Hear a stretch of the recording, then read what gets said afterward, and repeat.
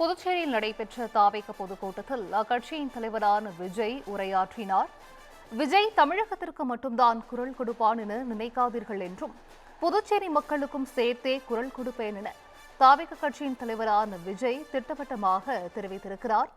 பல்லாயிரக்கணக்கான இளைஞர்களுக்கு வேலைவாய்ப்புக்கு எந்த திட்டமும் இல்லை என்றும் விஜய் தற்போது பேசியிருக்கிறார். இது குறித்தான முக்கிய செய்தியை தற்போது பார்த்துக் கொண்டிருக்கிறோம்.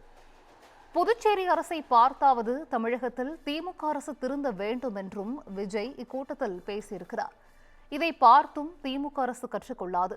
வரும் தேர்தலில் 100% அவர்கள் கற்றுக்கொள்வார்கள் எனவும் விஜய் தற்போது தெரிவித்திருக்கிறார். மத்திய அரசுக்கு அடுக்கடுக்கான கேள்விகளையும் விஜய் முன்வைத்தார். மத்திய அரசு புதுச்சேரியை கண்டுகொள்ளவில்லை என தாவேக தலைவர் விஜய் குற்றம் சாட்டி பேசியிருக்கிறார். இது குறித்த முக்கிய செய்தியை பார்த்து வருகிறோம். கூடுதல் விவரங்களை செய்தியாளர் சிவகுமார் வழங்கிட கேட்கலாம். சிவகுமார், வணக்கம். இது குறித்தான விரிவான விவரங்கள். 70 நாட்களுக்கு பிறகு கரூர் வேலுச்சாமியாபுரத்தில் நடைபெற்ற துயர சம்பவத்துக்கு பிறகான 70 நாட்களுக்கு பிறகு தற்போது புதுச்சேரியில மக்கள் சந்திப்பை தமிழக வெற்றி கழகம் தரப்புல விஜய் நடத்தியிருக்கிறாரு. அதற்காக இன்று காலை நீலாங்கரை வீட்டிலிருந்து அந்த இடத்துக்கு வந்த நிலையில அவங்களுக்கு ஏற்கனவே பல்வேறு நிபந்தனைகளை போலீசார் விதிச்சிருந்தாங்க. கிட்டத்தட்ட 30 நிபந்தனைகள் வரைக்கும் விதிக்கப்பட்டிருந்தது. ரோட் ஷோ பண்ணக்கூடாது, அதே மாதிரி போலீசார் சொல்றதை கேட்கணும் உள்ளிட்ட பல்வேறு நிபந்தனைகள் விதிக்கப்பட்டிருந்தது. இந்நிலையில 10:30 மணி அளவுல ஒரு பேச துவங்குவார் அப்படின்னு எதிர்பார்க்கப்பட்ட நிலையில 11:25 மணி அளவுல ஒரு பேச துவங்கிய ஒரு சூழ்நிலையில அவர் என்ன சொன்னாரு அப்படிங்கிற பட்சத்துல பார்த்தோம்னா, 1974ஆம் ஆண்டு புதுச்சேரி எம்ஜிஆர் தலைமையிலான கட்சி ஆட்சி அமைச்சது. ஆட்சி அமைச்சதோட இல்லாம தமிழகத்தை அப்பவே அலட்சியது புதுச்சேரி அப்படின்னு சொல்லி அவர் தெரிவிச்சாரு.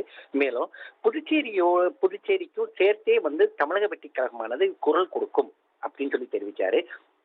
அதே மாதிரி பாத்தீங்கன்னா, தமிழகத்துல இருக்கிற திமுக போல இங்க இல்ல, வேறு கட்சி எந்த கட்சியை சேர்ந்திருந்தாலும் பரவாயில்ல அப்படின்னு சொல்லி புதுச்சேரி மாநில அரசு அதாவது புதுச்சேரி யூனியன் பிரதேசத்தில் உள்ள அரசு தங்களுக்கு பாரபட்சம் காட்டாம நடந்தது அப்படின்னு தெரிவிச்சாரு. அதற்காக புதுச்சேரி முதல்வர் ரங்கசாமிக்கு நன்றி தெரிவிச்சாரு. அதாவது இதை பார்த்தாவது தமிழகத்தை ஆளக்கூடிய திமுக கத்துக்க வேணும், ஆனா கத்துக்க மாட்டாங்க, அது நல்லா தெரிஞ்சதுதான். அதே மாதிரி பாத்தீங்கன்னா, வரக்கூடிய சட்டமன்ற தேர்தலில் 100% மக்கள் இதுக்கு உண்டான தீர்ப்பு அளிப்பாங்க அப்படின்னு சொல்லி, அதே மாதிரி மக்களும் பார்த்துப்பாங்க அப்படின்னு சொல்லி தெரிவிச்சாரு. மத்திய அரசு தொடர்ச்சியாக இந்த அரசு, அதாவது புதுச்சேரி அரசு கண்டுகொள்ளல அப்படின்னு தெரிவிச்சாரு. மாநில அந்தஸ்தை கேட்டு பல முறை 16 முறை தீர்மானம் அறிவிக்கப்பட்ட பிறகும், அதாவது கடந்த மார்ச் மாதம் 27ஆம் தேதி 16வது தீர்மானமாக புதுச்சேரியை மாநில அந்தஸ்துக்கு உயர்த்தணும் அப்படின்னு சொல்லி அவர் கோரிக்கை வச்சாங்க. ஆனா அதையுமே அந்த மத்திய அரசு கண்டுக்கல அப்படின்னு சொன்னதோடு இல்லாம, தொழிற்சாலைகள் போன்றவைகள், அதாவது தொழிற்சாலைகள் உள்ளிட்டவைகள் எதுவுமே இந்த புதுச்சேரியில இல்லை அப்படின்னோட, ஒரு ஐடி கம்பெனி, ஒரு மின்னணு தொழில், அதாவது ஐடி கம்பெனி ஒரு கம்பெனி கூட இல்லை அப்படிங்கிறதோட இல்லாம அதை உருவாக்கணும் அப்படிங்கிற எண்ணமே இல்லை அப்படின்னு சொல்லி கடுமையா சாடினாரு. அதே மாதிரி 200 ஊழல் காரணமா 200 நாட்களுக்கு முன்பு பதவி விலக்கப்பட்ட ஒருவருக்கு பதவி கொடுத்த பிறகும் அவருக்கு உண்டான இலாக்காவை கொடுக்காம இருக்கிறது, இது ஒரு மோசமான ஒரு செயல் அப்படின்னு குறிப்பிட்டதோடு இல்லாம, புதுச்சேரி மாநிலத்தோட கடைமடை பகுதியான காரைக்கால், அதாவது இந்த காவேரி பெல்ட் இருக்குது இல்லையா, காவேரி கடைசியா காரைக்கால தான் கடல்ல சேரும். ஆனா அது காரைக்கால முற்றிலுமாக மாநில மற்றும் மத்திய அரசுகள் கைவிட்டு இருக்குது அப்படின்னும், அதே மாதிரி பாத்தீங்கன்னா அதுக்கு எந்த விதமான ஒரு இதுவும் கொண்டு வரல. அந்த பகுதியில் இருக்கிற மீனவர்கள் தொடர்ச்சியா மிரட்டப்படுறாங்க, இலங்கை கடற்படையால மிரட்டப்படுறாங்க, அவர்களோட படகுகள் அப்படியே மீறி அவங்க கைது பண்ணிட்டு போறாங்க. அரசோட அழுத்தம் காரணமா அவங்க விடுவிக்கப்பட்டாலும் அவங்களோட படகுகள் கிடைப்பதில்லை அப்படின்னு தெரிவிச்சதோடு இல்லாம, இந்த நிலை மாறணும் அப்படின்னு தெரிவிச்சாரு. அதே மாதிரி பாத்தீங்கன்னா, திமுகவை தமிழகம் மற்றும் புதுச்சேரியில இருக்கிற பொதுமக்கள் திமுகவை நம்பாதீங்க அப்படிங்கிறதோட இல்லாம ஏமாற்றுறது மட்டும்தான் அவங்களோட வழக்கம் அப்படின்னு கடுமையா சாடி ஒரு சூழ்நிலையில 20 லட்சம் மக்கள் வசிக்கக்கூடிய இந்த யூனியன் பிரதேசத்துக்கு போதிய அளவுக்கு மத்திய அரசு நிதி ஒதுக்கிறது இல்லை அப்படின்னு சொல்லி குற்றச்சாட்டு முன் வச்சாரு. அதே மாதிரி ஒதுக்கப்படக்கூடிய அந்த நிதியானது போதுமானதாக இல்லாத ஒரு சூழ்நிலையில அவங்க கொடுக்கிற நிதியானது பாத்தீங்கன்னா, அரசு ஊழியர்களுக்கு சம்பளமும் ஓய்வூதியர்களுக்கு அந்த ஓய்வூதிய பணமும் கொடுக்கறதுக்கு தான் சரியாக இருக்குதுன்னும், இது மேலும் பணம் தேவைப்படும் பட்சத்துல தங்களிடம் உள்ள பத்திரங்களை வச்சா, தங்க பத்திரங்களை வைத்தோ அந்த மாநில அரசுகள் எப்பவுமே மாநில மற்றும் யூனியன் அரசுகள் தங்களுக்கு தேவையான பணத்தை கடனை வாங்கக்கூடிய ஒரு சூழ்நிலை தான் நிலவிட்டு இருக்குது அப்படின்னும், மாநில அந்தஸ்து கொடுக்கும் பட்சத்துல இந்த கடன் வாங்குற ஒரு சூழ்நிலை நிக்காது அப்படின்னு சொல்லி அவர் வந்து குறிப்பிட்டிருக்கிறாரு. அதே மாதிரி தமிழகத்துல இருக்கிற மாதிரி ரேஷன் கடைகள் எங்கேயுமே புதுச்சேரியில கிடையாது அப்படின்னும், ரேஷன் கடைகள் இல்லாத ஒரு மாநிலமா இது விளங்குது அப்படின்னு சொல்லி தெரிவிக்காரு. தமிழகத்துல கொடுக்கப்படுவது போல அரிசி, சர்க்கரை, எண்ணெய் உள்ளிட்ட வழங்கக்கூடிய திட்டங்களை கொண்டு வந்து அதன் அடிப்படையில் அதை சீரமைக்கணும் அப்படின்னு சொல்லி குறிப்பிட்டிருக்கிறாரு. ஏற்கனவே ஊழல் குற்றச்சாட்டால அந்த பகுதியில் நியமிக்கப்பட்ட ஒரு அமைச்சர் நீக்கப்பட்டதை தொடர்ந்து இன்னொருத்தர் நியமிக்கப்படாம அந்த இலக்காவானது வெறுமையாக இருக்கிறதாகவும், 200 நாட்கள் ஆகியும் தற்போது வரை அது வந்து எந்த விதமான ஆட்களும் போடாம இருக்கிறதோட இல்லாம மத்திய அரசு யூனியன் பிரதேசமான புதுச்சேரியை கண்டுகிடாம இருக்குது அப்படின்னு சொல்லி கடுமையான குற்றச்சாட்டுகளை முன் வச்சிருக்கிறாரு. ஏன்னா யூனியன் பிரதேசங்களுக்கு போதிய அளவுக்கு நிதி ஒதுக்க வேண்டிய அந்த மத்திய அரசு இது போதிய அளவுக்கு நிதி ஒதுக்காததன் காரணமா புதுச்சேரி அரசு மிகவும் ஒரு தள்ளாட்டமான ஒரு சூழ்நிலையில போயிட்டு இருக்கிறதாகவும், அதே மாதிரி பாத்தீங்கன்னா தமிழகத்துல இருக்கிறது மாதிரி இதையும் ஒரு மாநில அந்தஸ்துக்கு உயர்த்தும் பட்சத்துல இந்த மாதிரி பிரச்சனைகள் வந்து ஏற்படாது அப்படின்னு தெரிவிச்சிருக்கிறாரு.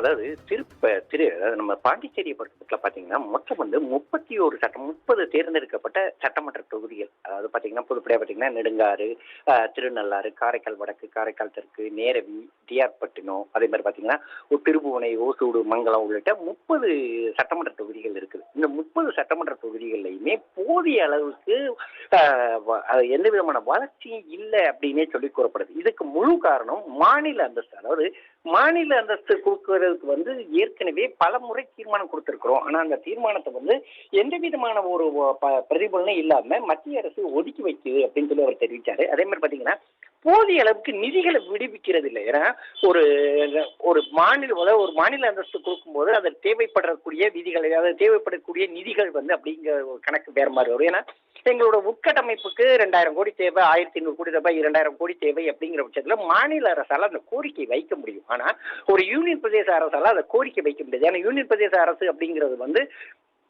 முழுவதுமாக தனியாக பிரிக்கப்பட்ட ஒரு பகுதி அப்படிங்கிற ஒரு சூழ்நிலை தற்போது வரை நிலவிட்டு இருக்குது. இதை முன்னெடுத்த விஜய் என்ன சொன்னார்னா, இந்த யூனியன் பிரதேசங்களுக்கு வந்து போதிய அளவுக்கு நிதி விடுவிக்கல அப்படின்னு சொல்லி சொன்னதோட இல்லாம இதுக்கு வந்து அவங்க போதிய அளவுக்கு நிதி ஒதுக்காத காரணமா அவங்க கொடுக்கக்கூடிய நிதியை வச்சு மொத்தத்துல எங்களால வந்து அரசு ஊழியர்களுக்கும் அதே மாதிரி பாத்தீங்கன்னா அரசு ஓய்வூதியதாரர்களுக்கும் தான் சம்பளம் கொடுக்க முடியுது அப்படின்னு சொல்லி அவர் தெரிவித்த ஒரு சூழ்நிலை தான் தற்போது அங்க வந்து முன்னெடுத்திருக்கு. எப்படின்னு பாத்தீங்கன்னா கடந்த 5 ஆண்டுகளாக அதிக அளவுல ஆட்சி, அதாவது கடந்த பல ஆண்டுகளாக அதிக அளவு ஆட்சியில் இருந்த இந்த காங்கிரஸ் அப்படிங்கிறது வந்து தற்போது கொஞ்சம் பின்னெடுப்பு அப்படிங்கிற ஒரு சூழ்நிலையில காணப்பட்ட ஒரு சூழ்நிலையில அதைத்தான் தற்போது வந்து அவர் வந்து தெரிவிச்சிருக்கிறாரு. மேலும் பாத்தீங்கன்னா புதுச்சேரி வந்து முற்றிலும் வந்து ஒரு சுற்றுலா தலம்னு சொல்லலாம். ஏன்னா அதிக அளவுல உள்ள மக்கள், அதே மாதிரி ஏனாம் உள்ளிட்ட பல்வேறு பகுதிகளில் வெளிநாட்டை சார்ந்த மக்கள் எப்பவுமே வந்து போறது வழக்கம். இந்நிலையில மத்திய அரசு போதிய அளவுக்கு அவங்களுக்கு உண்டான வசதிகள் கூட செஞ்சு கொடுக்கல அப்படின்னு சொல்லி அவர் வந்து அது ரொம்ப ஒரு முன்னெடுக்கிறதோட இல்லாம என்ன பாத்தீங்கன்னா பொதுவாக இந்த மத்திய அரசு வந்து அதை கண்டுக்கல. ஏன்னா மாநில அந்தஸ்து கேட்டு 16 முறை தீர்மானம் அனுப்பியிருக்கிறாங்க அப்படின்னு சொல்லி குறிப்பிட்டாரு. கடந்த மார்ச் மாதம் 27ஆம் தேதி அந்த 16வது தீர்மானமாக, அதாவது சட்டமன்றத்துல 16வது தீர்மானமாக இதுக்கு வந்து எங்களுக்கு மாநில அந்தஸ்து கொடுங்க, ஏதாவது எங்களோட நிதி தேவைகளை நாங்களே நிறைவேற்றிக்கிறதுக்கு உண்டான அந்தஸ்தை கொடுங்க அப்படின்னு சொல்லி கேட்ட பிறகும் தற்போது வரை கொடுக்கப்படலை அப்படின்னு சொல்லி அவர் பகிரங்கமா குற்றச்சாட்டு வச்சதோட இல்லாம புதுச்சேரியில எங்கேயும் ஐடி கம்பெனிகள் இல்லை. ஏன்னா பொதுவாக வந்து ஈசிஆர் ரோடு, அதாவது சென்னை ஓஎம்ஆர் ரோடு, ஈசிஆர் ரோட்ல பூராவுமே வந்து அதிக அளவுல போக்குவரத்து நிறைஞ்ச ஒரு பகுதி மட்டுமல்லாது சென்னை அப்படின்னாலே இட்ஸ் ஐடி பேஸ்ட் அப்படிங்கிற ஒரு எண்ணம் வந்த ஒரு சூழ்நிலையில புதுச்சேரியில தற்போது வரை எந்த விதமான ஒரு ஐடி கம்பெனி, பெரிய அளவிலான ஐடி கம்பெனிகள், நூற்றுக்கணக்கானவருக்கு வேலை வாய்ப்பு அளிக்கக்கூடிய பெரிய அளவிலான அந்த ஐடி கம்பெனிகள் இல்லை அப்படின்னு சொல்லி அவர் வந்து பகிரங்கமா ஒரு குற்றச்சாட்டை முன் வச்சிருக்கிறாரு. அதே மாதிரி பாத்தீங்கன்னா வந்து தமிழகத்தை அலர்ட் செஞ்சது புதுச்சேரி அப்படின்னு குறிப்பிட்டாரு. எப்படி பாத்தீங்கன்னா 1974ஆம் ஆண்டு திமுக, அதாவது எம்ஜிஆர் தலைமையிலான ஆட்சி அமைச்சது அப்படின்னு சொல்லி சொன்னதோட இல்லாம அப்பவே தமிழகத்தை வந்து புதுச்சேரி அலர்ட் செஞ்சது அப்படின்னு சொல்லி குறிப்பிட்டாரு. அதே மாதிரி வரக்கூடிய சட்டமன்ற தேர்தலில் புதுச்சேரிக்கும் சேர்த்தே வந்து தமிழக வெற்றிக் கழகமானது குரல் கொடுக்கும் அப்படின்னு தெரிவிச்ச அவரு திமுக மாதிரி, அதாவது திமுக வந்து முற்றிலும் அகற்றணும் அப்படிங்கிற ஒரு கோரிக்கை, ஒரு குற்றச்சாட்டை தான் இப்ப தற்போது வரை அவர் முன் வச்சாரு. எப்படின்னு பாத்தீங்கன்னா தமிழகத்தை மாதிரி பல்வேறு நிபந்தனைகளை விதிச்சும் ஒரு பாரபட்சம் பார்க்காம இந்த அரசு நடந்தது. அதாவது தமிழக வெற்றிக் கழகத்தோட கூட்டம் நடைபெற்றதுக்கு ஒரு மிகுந்த ஒத்துழைப்பு கொடுத்தாங்க, அதுக்கு நன்றி அப்படின்னு தெரிவிச்சாரு. 30 வருடங்களாக தமிழக மக்களை போல புதுச்சேரி மக்கள் அவரை தாங்கி பிடிச்சிட்டு இருக்கிறதா குறிப்பிட்டாரு. அதே மாதிரி பாத்தீங்கன்னா இனிமே வரக்கூடிய காலங்களில் புதுச்சேரி மக்களுக்கும் சேர்த்து குரல் கொடுப்பேன் அப்படின்னு குறிப்பிட்ட அவரு. அதே மாதிரி பாத்தீங்கன்னா அவர் என்ன குறிப்பிட்டாருன்னா, இந்த விஜய் எப்பவும் தமிழ்நாட்டுக்கு மட்டுமல்ல புதுச்சேரி மக்களுக்கு சேர்த்துதான் குரல் கொடுப்பான் அப்படின்னு தெரிவிச்சதோட இல்லாம நடைபெற்று இருக்கக்கூடிய தமிழகத்தில் நடைபெற்று இருக்கக்கூடிய திமுக ஆட்சி மாதிரி கிடையாது அப்படின்னு தெரிவிச்சாரு. இதை தற்போது புதுச்சேரி அரசை பார்த்தது திமுக அரசு கத்துக்க வேண்டும் அப்படின்னு குறிப்பிட்ட அவரு. ஆனா கத்துக்க மாட்டாங்க. அதை மக்கள் 100% பார்த்துப்பாங்க. எப்படின்னா வரக்கூடிய தேர்தலில் 100% மக்கள் இதை பார்த்துட்டு இருக்கிறாங்க. இதற்கு உண்டான பதில 100% மக்கள் வரக்கூடிய சட்டமன்ற தேர்தலில் இது பண்ணுவாங்க அப்படின்னு குறிப்பிட்டவர். மாநில அந்தஸ்து அப்படிங்கிறது தான் முக்கியமா குறி வச்சாரு. மாநில அந்தஸ்துக்குரிய அந்த கோரிக்கையை மத்திய அரசு எப்பவுமே ஒத்துழைக்க, அதாவது எப்பவுமே கொடுக்கணும் அப்படின்றதோட இல்லாம அப்படி கொடுக்கும் பட்சத்துலதான் புதுச்சேரி யூனியன் பிரதேசமானது முன்னேற்றத்துக்கு உண்டான வழிகளை கொடுக்கும் அப்படின்னு குறிப்பிட்டதோட இல்லாம மாநிலம் முழுவதுமே மக்கள் ஒரு மிகுந்த அசௌகரியத்துக்கு போதிய அளவுக்கு உட்கட்டமைப்பு வசதிகள் இல்லை அப்படின்னும், போதிய அளவுக்கு மக்களுக்கு அவங்க எந்த விதமான பண்ணலும் அதாவது எந்த விதமான பலனும் செய்யல அப்படின்னு சொல்லி பகிரங்கமா குற்றச்சாட்டு முன் வச்சாரு. இதுவரைக்கும் மத்திய அரசு, அதாவது மாநில அரசுக்கு தமிழக அரசு மட்டுமே குறிப்பிட்டு வந்த விஜய் தற்போது மத்திய அரசையும் சாடி இருக்கிறாரு. முதன்முறையா மத்திய அரசு சாடி இருக்க இந்த நிலையில இதற்கு அடுத்த கட்டமா இதற்கு உண்டான பணிகள், இதற்கு உண்டான வேலைகள் என்ன மாதிரி போக போகுது அப்படிங்கிறதும் இனிமே வரக்கூடிய பிரச்சாரங்கள்ல தெரிய வரும். கரூருக்குள்ள நடைபெற்ற சம்பவத்துக்கு பிறகு 72 நாட்களுக்கு பிறகு தற்போது பொதுவெளியில வந்திருக்கிற விஜய் பகிரங்கமா மத்திய அரசு குற்றம் சாட்டி இருக்கிறாரு. அதே மாதிரி பாத்தீங்கன்னா புதுச்சேரி யூனியன் பிரதேசத்துல இருந்து அதை யூனியன் பிரதேச அந்தஸ்துல இருந்து மாநில அந்தஸ்துக்கு மாத்தணும் அப்படின்னும், அதே மாதிரி தமிழகம் நாடு முழுவதும் வழங்கப்படக்கூடிய இந்த ரேஷன் திட்டங்கள் இருக்கு இல்லையா, அரிசி, கோதுமை, சீனி, எண்ணெய் போன்ற திட்டங்கள் புதுச்சேரியில கிடையாது. புதுச்சேரியில கொண்டு வரணும் அப்படின்னு கோரிக்கை விடுத்திருக்கிறார் அவரு. இதற்கு உண்டான நிதிகளை உடனடியா ஒதுக்கணும் அப்படின்னும், ஒதுக்காத ஒரு சூழ்நிலையில தான் தற்போது அந்த புதுச்சேரி அரசு இருக்கிறதாகவும், எனவே தான் கடன் வாங்கக்கூடிய ஒரு சூழ்நிலைக்கு போறதாகவும் குறிப்பிட்டிருக்கிறார் அவரு.